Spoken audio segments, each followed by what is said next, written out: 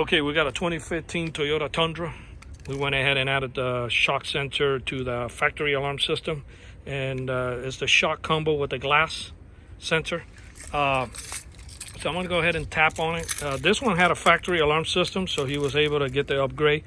If you have a truck, a Toyota Tundra, and you want to find out if yours have a factory alarm system, you put the window down, close the door, hit lock on the remote, give it like a good minute, and then reach in and open the door and see if your horn starts honking. If it does, and then you are a perfect candidate for your upgrade. If it doesn't fire off, and then we have no choice to install a full-blown aftermarket alarm system.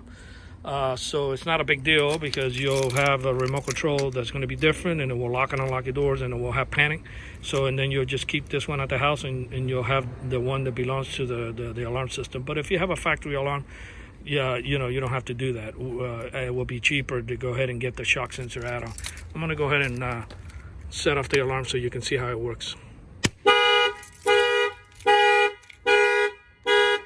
And that will disable the alarm. Factory alarms do the starter kill already. It will flash your lights, honk the horn. Pretty much the same thing as an aftermarket alarm, but without having to install an aftermarket alarm.